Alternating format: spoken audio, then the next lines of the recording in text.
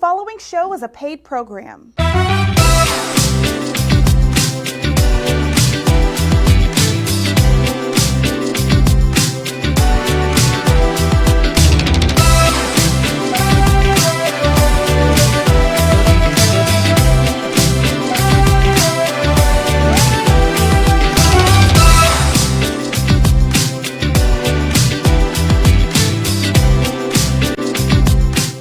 Thank you so much, family. I am telling you, I'm excited today.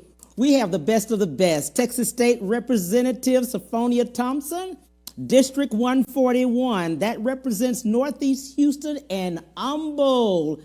We are talking about Black History Month, and this is the end of the month. But we know we do Black History 24/7, 365 days a year. This lady is the longest serving woman and African American in Texas history for Texas.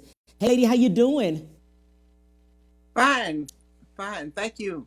And thank you for having me on your show. Absolutely. I'm so excited. Today, I wanted to let everybody know she is part of Alpha Kappa Alpha sorority. The ladies have told me, Cam, you got to go buy you a shirt and go buy you a green tie just to represent. So I did that. Sorority said hello. Thank you. District 141. Lady, how did we get started into getting into politics? How did this come about?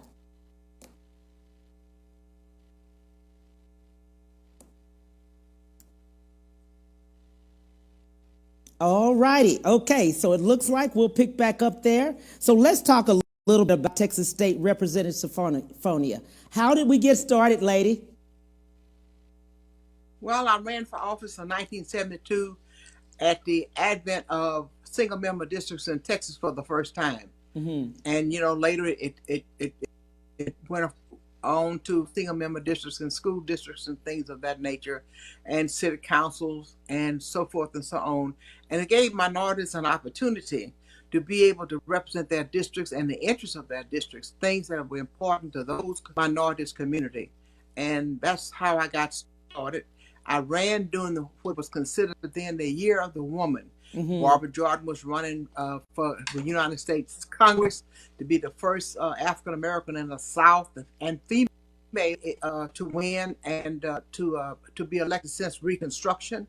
Sissy Farrenthal from Corpus Christi ran as governor and almost won during that particular time. And there were women running for school boards and other things. And it wasn't a lot of women running, but Barbara Jordan and women like her, and her more importantly, broke through the glass ceiling and giving women the courage that they could run for office other than just working campaigns electing men. Absolutely. I love that. In looking at that along the way, we found a little video. Let's show that video first, and let's look at you in action a little bit. Hearing about how fearless I am, I'm supposed to be. It reminded me when I was going to college, my husband educated me. I had 2 children when I went to college. And he told me how proud he was. He was a little older than I, and he said, I want to make sure that you get an education so if something happens to me, you'll be able to take care of yourself and the children. You won't have to take anything off anybody. During that course of period of time, we started the sit-down strike. He told me, he said, now, don't go down there with that sit-down strike. And every time I got an opportunity, I would go down on the corner of Alameda and Southmore. There was a drugstore called Madden's Drugstore, which is now Walgreens. And I would sit because they wouldn't serve us because we were black. We were going to integrate. Every day I went home, I got interrogated. And here you go down there? No. One day we were sitting there, and a white man came in with a double-barrel shotgun. He said, I'm going to kill every nigger sitting on these stools.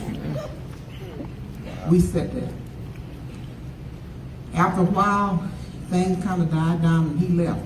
And people just rushed into the drugstore, and they were just bragging on us. Oh, how proud they were. Like, y'all, oh, you're just so fearless. I told man, I said, we couldn't move. We was frozen in fear. We couldn't move if we wanted to.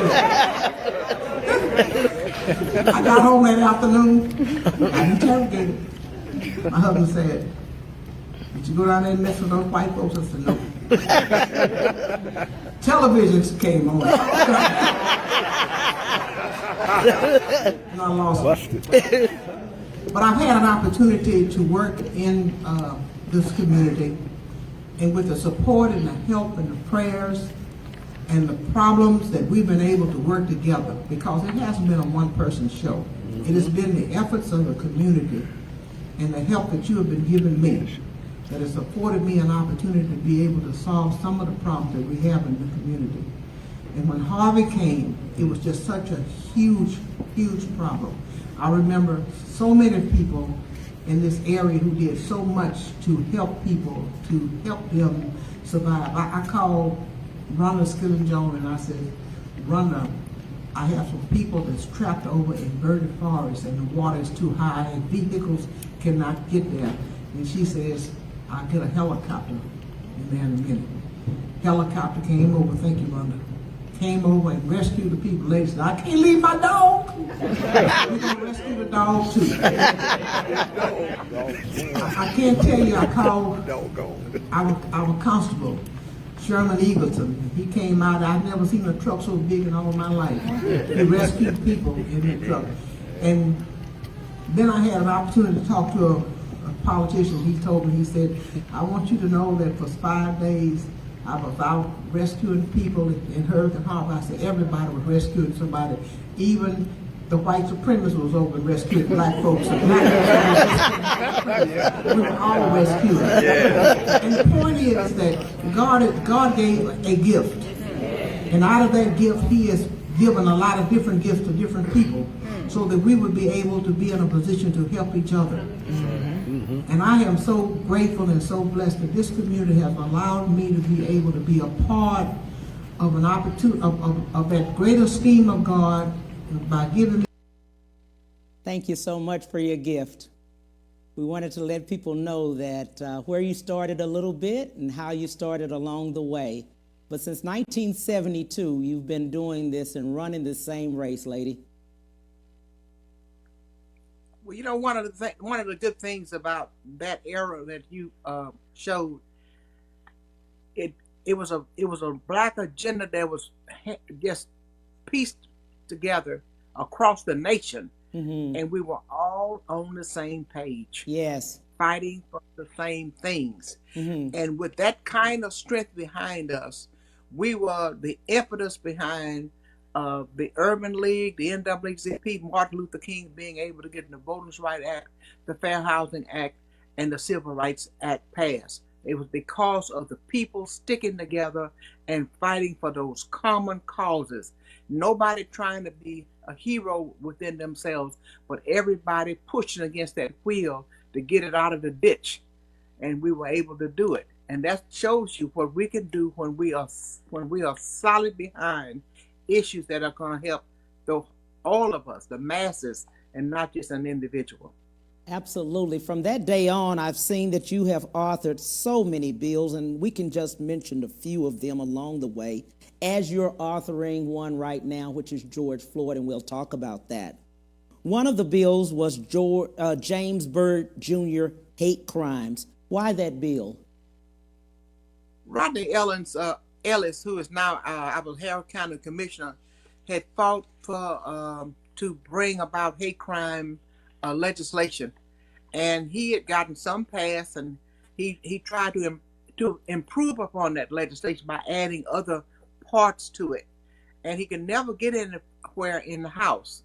And so one day I was just sitting contemplating, and I just told the Lord, I said, I want to do something important this session. Give me a project, God. And for some reason, I walked over and told him, I'm going to carry this hate crime bill in the House. I was just stunned the way God moved in that bill. There were people who came from all across the country, prayer groups, prayer circles, ministers, people from all walks of life, and businesses got on board. and they said this is wrong. Now, this is the era during the time that Matthew Shepard had been killed, the gay man who was killed and hung on the fence tragically as a young gay person, and the world was in just an upheaval, and I was running out of money in my budget, and at that particular time, Niece Parker was the comptroller, so she came up, and she said, "I don't know what I could do for you." And I said, "Niece, I am broke in my account. I don't even have any money to even go to the Xerox machine up here in the Capitol." And so she said to me, "When I go home, I'll send you $1,000." And she did. She sent me the money, and we got support going. We got the bill passed in the House for the first time. And what was causing it to have a problem was they didn't want to cover the LGBT community. Mm-hmm. As long as I kept those out of the bill, they would not cover it. Right. So what I did was, and I'm going to show you how the hand of God really works in things. Right. I didn't know how to get the support that I needed from the conservative and the Republicans. And there was a guy in the House with me. He was so far to the right, he couldn't turn right. And I'm serious when I tell you that. Mm-hmm. And he and I had been friendly, but we voted just opposite each other. Right. We literally canceled each other's vote outs as we vote on different issues, Right. social issues. Uh-huh. And so I walked up to him one Friday, and I told him, "Are you going to be here this weekend? Because if you are, I'm going to be here too." I had no plans to stay in Austin that weekend. Mm-hmm. He said, "Yeah, I'm going to be here." I said, "Can you and I sit down and talk about a definition for sexual orientation?" He said, "Okay, all right, I do that for you, Senfronia." I said, "Okay." So we each got our groups together, and we kept, not in the same room, we kept hammering out different definitions that we wanted, passing it across the aisle to each other. And he could no and yes and no and some no, take this out. And finally, at the end of that weekend, that Sunday night, we were able to come up with a definition. So he walks over to me and he said, "Listen, I wouldn't do this for nobody but you." And I told him, I said, "Man, there's nobody but God that calls you to do it, because I didn't do it." I said, "Because I was ready to go upside your head." And so he said, "But what do you want me to do now?" And I told him, I asked him a question. I said, "Can you keep this definition to yourself? And if I get the bill on the floor, would you put this amendment on?" He says, "Okay." I said, "But how many votes are you going to be able to bring me?" He said, if I put this amendment on," he says, "I'm going to bring you 9 votes. I said, and I needed those 9 votes to pass the bill. Right. So finally, I get the bill set. Mm-hmm. We have the hearing. With the debate is going on the floor, back and forth, and forth. And there were Democrats as well as Republicans squirming in their seats because they didn't want to be called on the carpet after they have been telling these people that they support them at different times. Of have to really face up to it now. Right. And so this guy gets on the back microphone and he asks me a question. I have an amendment, and it's a definition of sexual orientation. Would you take my amendment? And I told him, "I don't know whether I'll take your amendment. Now bring it down here and let me look at it." So he comes down. Like we have already pre-planned. Right. Right. He comes down to the microphone up front, and everybody on the floor knew that we didn't have an agreement on anything, and they just knew my side of the aisle knew that it was a no. Right. His side of the aisle was ready to vote for him, but they figured that I wasn't going to accept it. Right. So we stand there and just chit chat about something for a few minutes about any little thing. Yeah. And so finally, the speaker looking at me, and everybody's on pins and needles just waiting. What is it going to be? What is it going to be? And I walk to the microphone and says, "I'll accept the amendment." And that bill passed. Well, George Bush was planning on running for president, and he did not want that bill to be passed on his watch. So they killed it. They quietly kept it from going through the Senate. And then the next session, we went through the same process. The guy offered an amendment. I accepted. We passed the bill, and it's history today. Gosh, just the act of going through that. Yeah, but it shows you the power of God if you believe. Right. But it also, I felt so badly for the family having to continue to go through to hear that what happened to their son over and over and over again. You felt for the parents and the trauma, Yes. the trauma the family was going through. But through it all, God made it. Absolutely. There's another big bill that you did that I love, the minimum wage law. You were author on that one. You were very adamant about increasing the wages of people as well as definitely women. Well, when I did the minimum wage bill, and it's not been another one since that. No. I put an index in it, Mm-hmm. and the purpose of putting an index in that bill at that time is not to prevent from having to pass a new bill every session to raise it. Right. And that index says that if the federal minimum wage goes up, our state minimum wage would automatically goes up to whatever the federal was offering. Right. That made it easy.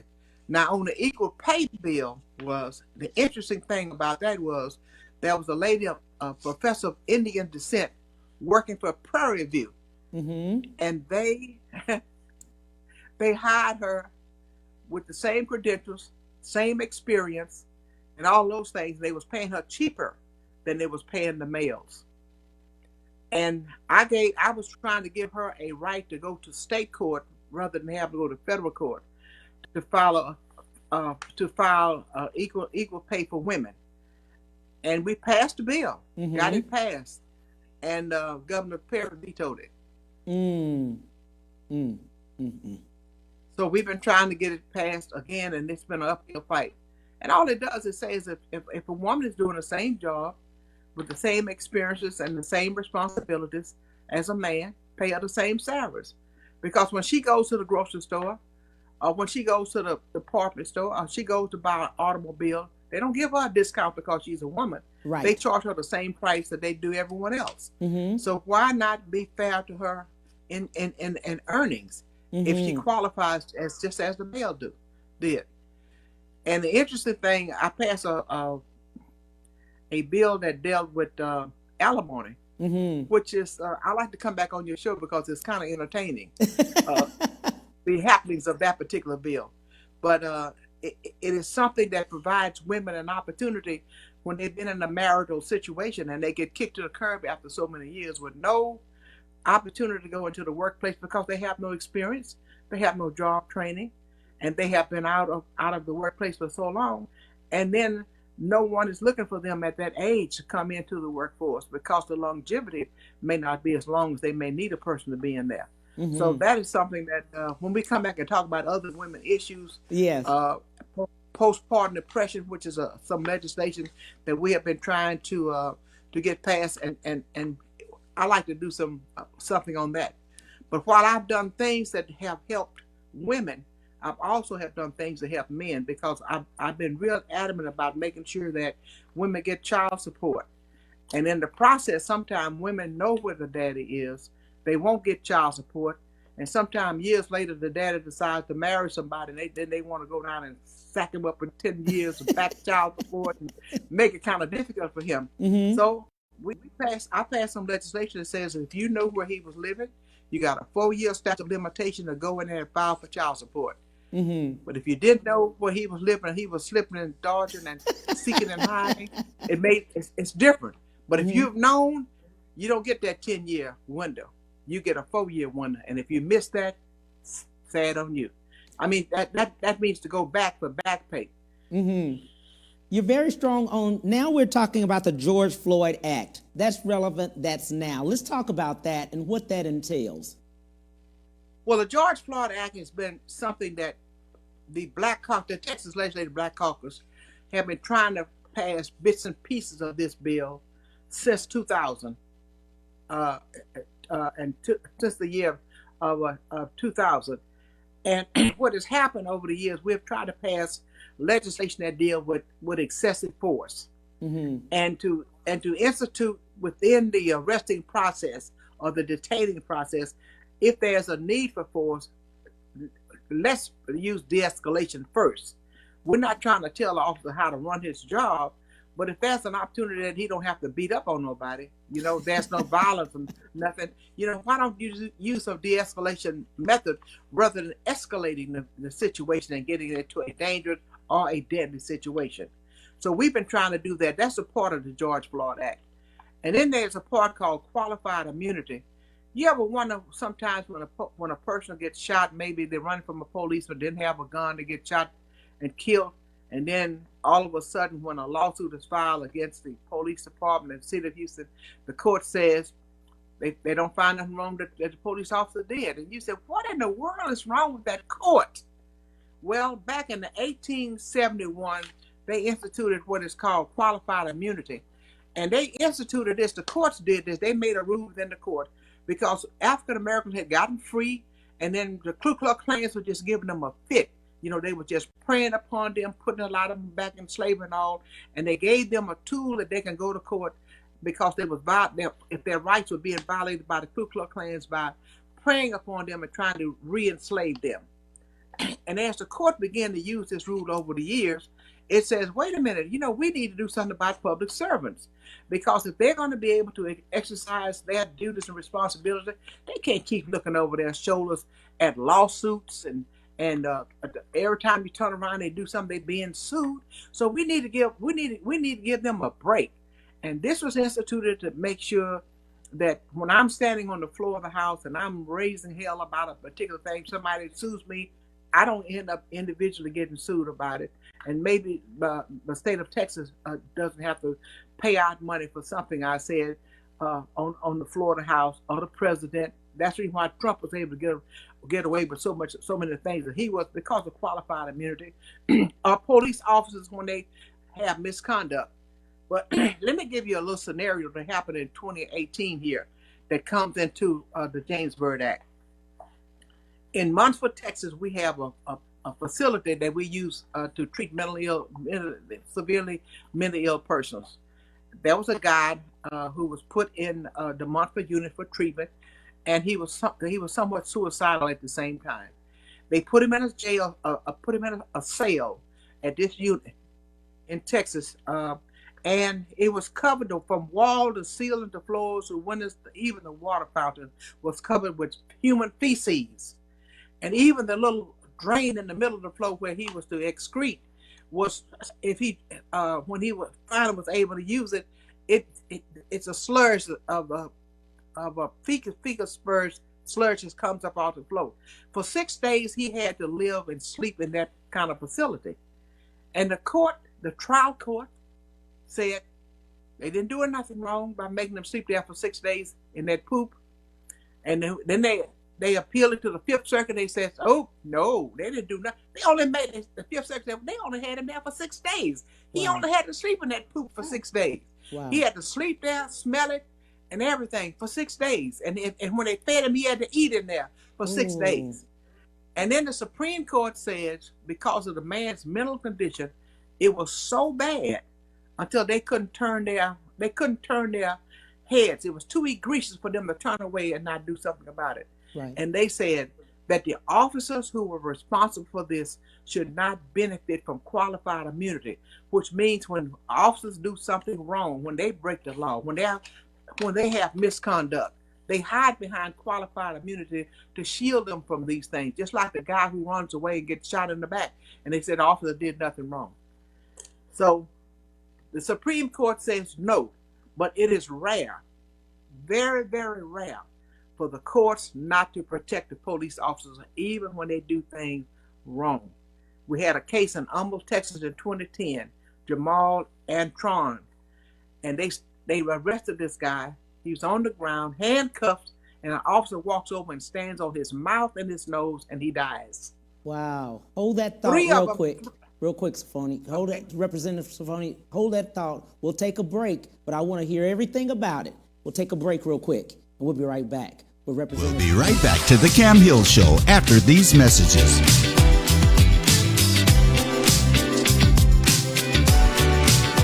Light up your new year with a top-rated luxury SUV from Ron Carter Cadillac. Drive the new 2021 XT4 Luxury Collection for $319 a month, the new 2021 XT5 Luxury Collection for $399 a month, or the new 2021 XT6 Luxury Collection for $459 a month. All for 39 months lease with just $1 down. Gulf Freeway, just 2 minutes south of the Beltway. Shop smarter when you shop Ron Carter.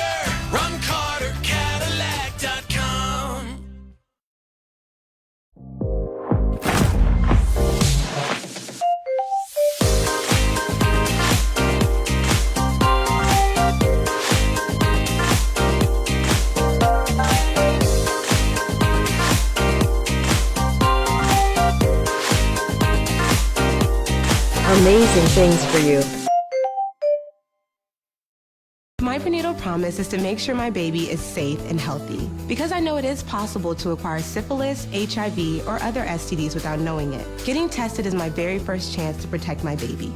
Doctors are required to give expectant mothers 3 separate tests for syphilis. If you're pregnant, ask your doctor if you're being tested properly for syphilis and other STDs. Congenital syphilis can lead to a miscarriage, stillbirth, or an infant death. Don't risk your baby's health. To find out more, visit myprenatalpromise.com. And now back to the Cam Hill Show.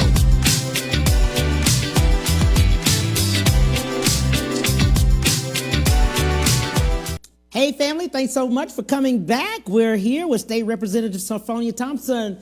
State Rep, let's talk about I love what you were saying. Let's talk about it. Let's pick up right where we left off. So this gentleman in Humble was handcuffed on the ground. There were 4 officers on site, and one of them walks over, and he, with his boots on, he stands on his mouth and his nose, and the guy dies. And he goes to court, all 4 of them, because they get sued civilly, and they want qualified immunity. Well, the other 3 of them got qualified immunity, but the one who stood on his face did not get it. Wow! But that was very rare. Right. Was very rare. And I think there are some cases that shocks the consciousness of the court. Right. That they would act without looking at it. But here's what the court normally does: if somebody comes and stands on your nose and face, and they says this officer should have qualified immunity, the court said, "Well, okay then, show me another case where we decided in the plaintiff's favor and against the police officer, and it has to be within that jurisdiction. It has to be the same set of facts, and the court have made a decision in it. And if they can't, they say, well, the officer is entitled to qualified immunity." Let me give you another example. We had a prison guard who pepper sprayed an inmate in his cell in his eyes. And he just kept pepper spraying him. And the inmate ended up filing a civil suit because he said he had violated his civil rights. His rights have been violated. The court says the only way that we can not give this prison guard qualified immunity is you have to show me another case where the courts have decided against a prison guard who pepper sprayed an inmate within the same jurisdiction as where this prison is located, and we held the decision against the prison guard. There weren't any cases. So what happened? The prison guard gets the qualified immunity. Another case was a police officer stops a person here in Texas, in South Texas, a few years ago, and the person went to get some identification, somebody wasn't a weapon, and the cop pulled his gun and shot 22 times. And he calls his supervisor. He says, "You know what? You've been saying that I didn't have any guts when I stop and arrested people. I just pumped 22 bullets in this person. Am I provocative or not?" He got qualified immunity. He was able to walk. Nothing happened when they filed a lawsuit. This is what we're trying to avoid. We're trying to say that we want police officers to do a good job. We want to push the trash out. The trash of those officers who violates the laws. We are required as citizens to follow the law. And police officers are citizens as well. They are to enforce the law, but that doesn't exempt them from following the law. And if they break the law, then they should be held accountable. We're asking for accountability. How do we get accountability? Till we remove qualified immunity here. And we let everybody face the same music that all of us have to face when we go beyond the pale of law. Wow. And that's what we do. Absolutely. Now, another aspect of it is excessive force. And we talked a little bit about it by saying, why don't you use escalation? You know, they come on a scene, for example, and there are 2 guys arguing, and they are violently in an argument. When they come up there and they started cussing and beating up and hitting with blackjacks and all, you're exacerbating the situation. But if you want to pull these two guys apart, hey fellas, what's going on here? What's happening here? What's the problem here? You're doing a de-escalation situation, and you're not exacerbating the situation. We don't want cops to go up and shoot first and ask questions later. Right. We want to be able to find out what the situation is. And if that cop is doing something in excess of using excessive force, then we want that other cop and his partner to step in and say, hey man, hey, back off. You've done enough here. That would have saved George Floyd's life if any of those other three officers who have been standing there recognized the fact that this man's knee was on his neck for 8 minutes and 46 seconds. Right. He would have been alive today. He might have been in somewhat of a vegetative state. We don't know, but he probably would have lived. And then we want to be able to, in the same bill, to be able to say that if a police officer has been disciplined, no matter what municipality he may go to work, we want that disciplinary record to follow him. Just like a criminal record follows people today when they commit a crime and they get a record or something on their record, it stays with them to the grave in most situations. And basically that is kind of like the essence of what this in the bill. We want accountability, and accountability can be had by removing the qualified immunity. Right now, cities, municipalities all over this state and this country many times borrow money in order to be able to pay off lawsuits and things because of misconduct of officers. Make sure that they disciplinary record follow them. If a county or municipality want to hire them with a bad record that they have, then they know that they are buying a liability. They are assuming a lot that they are going to have to be able to pay. They're going to have to pay out a lot of money for the person that they hire. And we think that this is something they ought to know who they're hiring. Truth in hiring is what we're looking for. So all we're asking for in this bill is fairness. Absolutely. We're just asking for the same thing out of our officers that they're asking for us. Absolutely. Follow the law. Don't break the law. And if you break the law, you suffer the consequences. It's just as simple as that. And we've been trying to get bits and pieces of this bill for a long time. In addition to that, we have what is called Class C misdemeanors.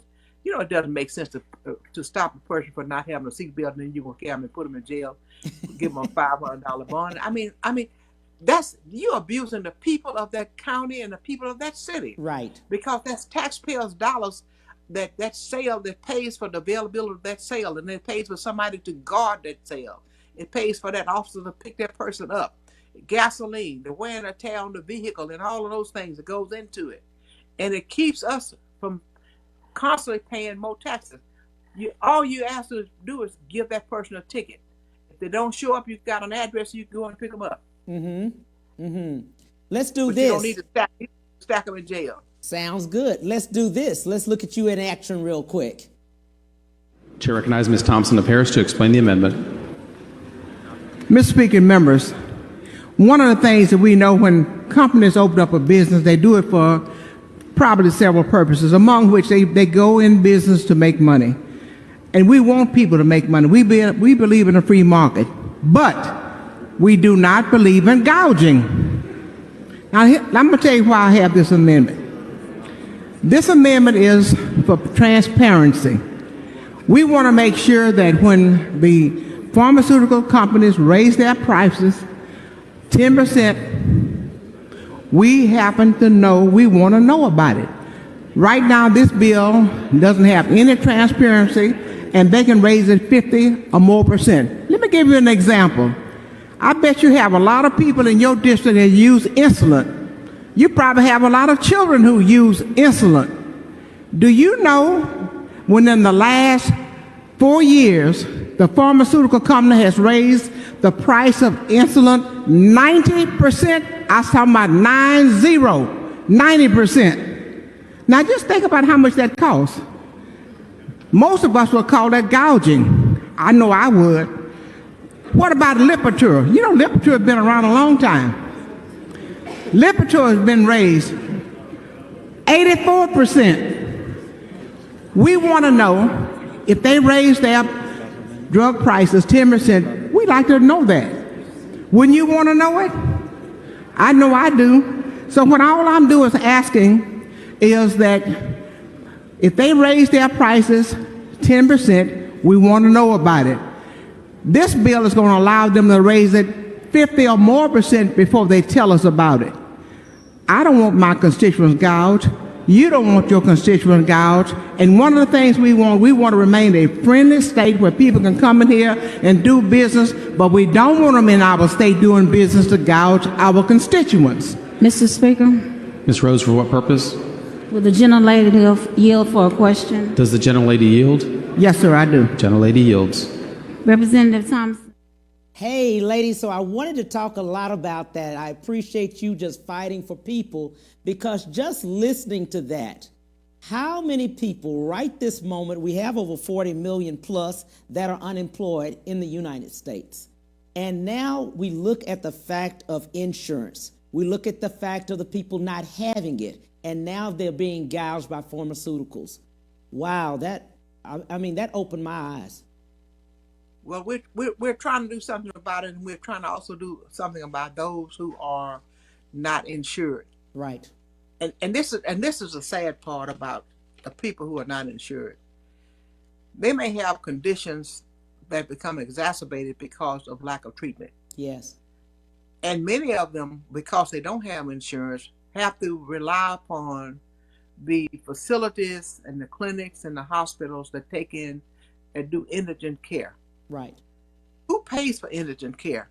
We do. Mm-hmm.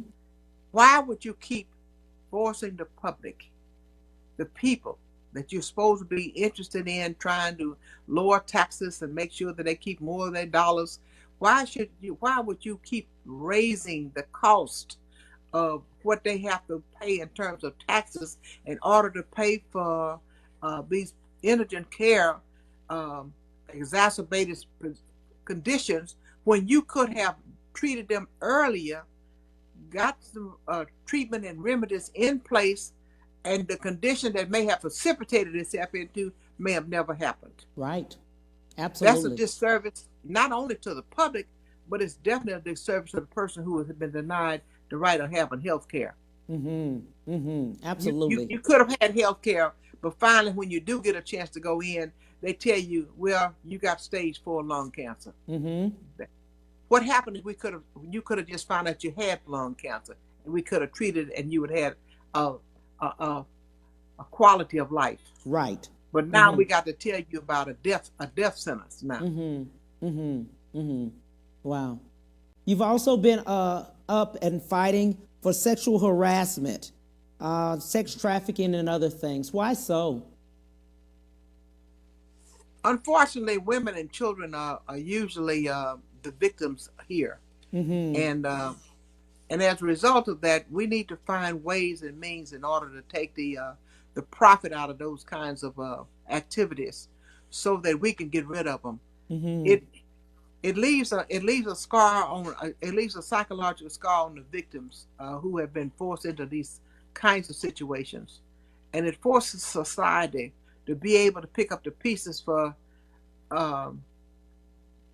enormous length of time: psychiatric treatment, job training, housing, re-educating, so many things. And some people don't ever overcome some of the traumas that they have endured as a result of sex trafficking and labor trafficking, which is really one that we have not been able to really get our arms around, where people are brought in, carried to work, and they have no income, period.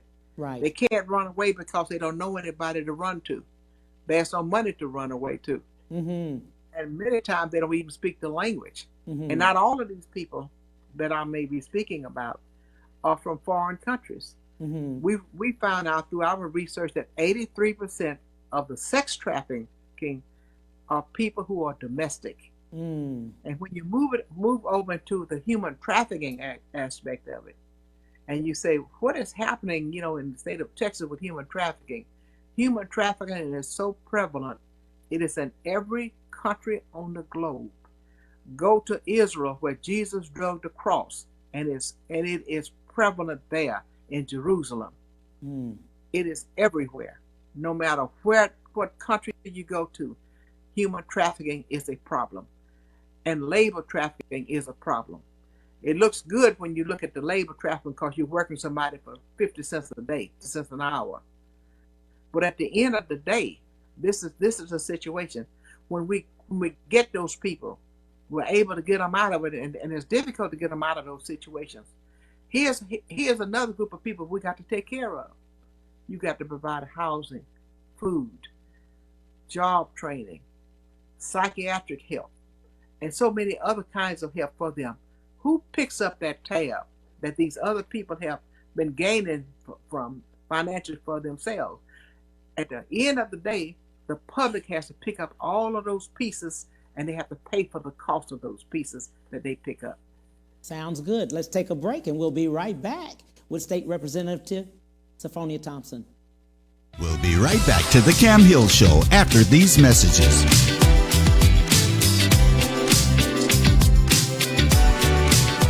Light up your new year with a top-rated luxury SUV from Ron Carter Cadillac. Drive the new 2021 XT4 Luxury Collection for $319 a month, the new 2021 XT5 Luxury Collection for $399 a month, or the new 2021 XT6 Luxury Collection for $459 a month. All for 39 months lease with just $1 down. Gulf Freeway, just 2 minutes south of the Beltway. Shop smarter when you shop Ron Carter. RonCarterCadillac.com.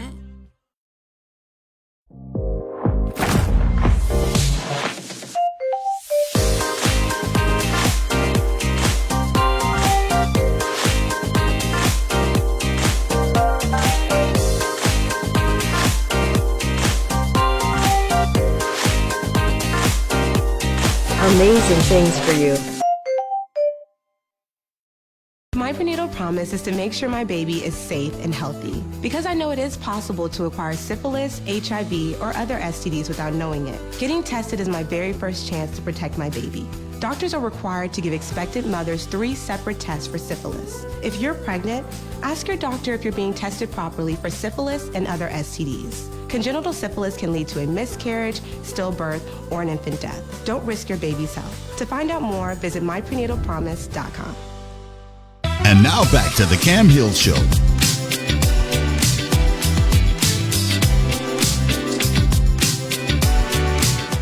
Thanks so much for coming back. We are here with State Representative Senfronia Thompson. State Rep, let's talk about some things, some upcoming events you have. Let's talk about it. Let's show some flyers right here. She has one today. I know. Neighborhood, it's called Neighborhood Super Site, Northeast Multi-Service Center. This is the water. We're going to have this one on Saturday. This flyer's for Saturday. That's for today. Yes, we're giving out food and water and things for people who have suffered through this last ordeal of cold weather. So many people who pipes have bursted, sheetrock is falling, houses got flooded, and more importantly, they lost a lot of food because of lack of refrigeration. Absolutely. And we're trying to help to do the best we can to help to restore as many people as we possibly can. Today and tomorrow as well, and this is only the beginning of what we really want to do. We want to be able to help everybody, right? But we definitely want to help as many people as we possibly can to get back up on their feet. It's difficult when you have these kind of situations that happens to you. Absolutely. You also have a senior box program that you have that's going on. Yeah, those persons who are not able to get out, and particularly the senior citizens, to make sure that they get nutritious food. You know, you and I eat bologna, and I like wieners and stuff of that nature. But we want to make sure that they get enough protein, and enough vegetables and things of this nature that is really critical in their diet. Absolutely. And you have things for that. Just letting people know that you have been on the trail for a long period of time. You have not come off of this trail. You've been helping so many people through different disasters, storms, and everything else. Many laws that have come down that you have just over a period of time. What's next, lady, for you? What do you think going forward? Well, I like doing what I'm doing, and that's fine. It's fine with me. making sure I'm able to help other people to go further if they want to. Those things are important, and hopefully being able to encourage young people to get more politically involved. You don't have to always hold an office, but if you know what the issues are, if you're able to keep up with what's going on, then it is easy to be able to make sure that you have the right persons supporting you. And this session is going to be a difficult session because there are so many bills being filed, not only within the state of Texas, but all over the United States to stop African Americans from voting. Yes. Because they don't want to have early voting. They don't want us to vote, period. And I just think that the vote, we all know that the vote is important. Right. Lyndon Johnson, when he passed the Voters' Rights Act, says that it's important that the African American people recognize the power that they have in the vote. And if they ever recognize the power that they have in the vote, they will be able to guide their own destiny. Absolutely. And we have recognized the power of the vote, and we are trying to guide our own destiny. Well, one thing about it I love about you is that you've pushed the vote. You understand what it is. You have fought to keep it over a period, all these years. And just the understanding, I think many of us don't understand the fact of the vote. Every vote counts. Let's talk about every vote counting, because many people say, oh, my vote won't count. Well, all we have to do is start off by saying that when President Trump was trying to get the state of Georgia to find 11,790 votes, he only wanted one vote more than what Biden had received in that state. Right. And if every vote didn't count, he would have asked for a lot of votes. But he knew that it only took one vote. Right. And if he had the understanding that it takes one vote, that means that every one vote that we have is important to go out and cast. We lost, I remember one of the presidential races that we lost, and if we had received one extra vote for every precinct that we had within the United States in a Democratic area, we would have won the presidential seat against Nixon. All we need in the black community across the United States, those black precincts, was one additional vote. Right. So one vote does make a difference. What really sometimes is disappointing is to have people to tell you, well, I don't vote because they're going to do what they do anyway. And sometimes I see women and people going to the food bank or going to get WIC, and they don't want, I'm not bothered. I just got to go get some milk for my baby. And I stop them and tell them, listen, do you know how you're getting that milk for your baby? Because me and other people like me voted for that program to be in existence so you can have a place to go and get nutrition for your child. Had it not been for people voting for that, you wouldn't be able to have nutrition for your child. Sometimes it resonates, most time it doesn't. But I'm just going to keep saying it, because people are going to have to understand it's about collectively working together. And being able to get things, it's not always just about you. Right. You know, when I was doing, let me tell you what, when I was sitting down on the corner of Alameda and Southmore at Madden's Drugstore, which is now Walgreens, right, in the sit-down movement, I didn't dream that I would ever see integration during my lifetime. I wasn't doing it so that I could see integration. I was doing it so that those persons who came behind me was going to be able to live within an integrated society. That my young children, as young as they were, would have been able to live in an integrated society. I never dreamed that I would live long enough to see integration. But we were able to get it. With the grace of God, we got it. And it was miraculous. And that showed me, because we all were on the same page nationally, and we were pushing toward the same goals, what we were able to achieve by collectively working together. And it happens over and over again when we do it that way. Absolutely. What would you like to leave with the viewers? Well, I like to leave this one thing. I get up each day. I don't know what my day is going to be like. And I just ask for this one thing. God, let me walk in your divine grace and do your will. And I think that if we more people become conscious of the fact that we can't do nothing outside of the will of God, we can't do nothing without his help, without his guidance.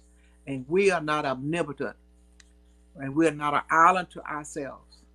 But we have to live among people and find ways and means to get along and do those things. And we do that by divine guidance. Because if we were all of that in a bag of chips, we would be further along the way with our thoughts and our ideas. So I want them to stay positive. Remember, there's power in voting. You must vote. Absolutely. I want to remember about the George Floyd Act. Yes. George Floyd may not be related to you, but he is our brother. And when the Bible says, love your neighbor as yourself, treat your neighbor as you would treat yourself, then if you do that, you will go out and fight for the George Floyd Act to pass. Absolutely. Thank you so much, lady, for everything that you have done along the way. Thank you for consistently being boots on the ground on everything that you do. You're having an event on today, right now, from 2 p.m. to 6 p.m. at the Northeast Multi-Service Center right this moment at 2 o'clock. Thank you for everything. You're having something, an event on tomorrow, and we'll post that. And a continued event that you have, which is the Senior Box program, and many more that we'll be posting with you. Thank you for everything that you do. And thank you for inviting me to your show, and I'm looking forward to coming back. Absolutely. Talk to you soon. I appreciate you, and God bless. On Monday, we will have Jamie Wright, advocate and activist, 12:30 to 1:30 Central Standard Time. See you then. Bye.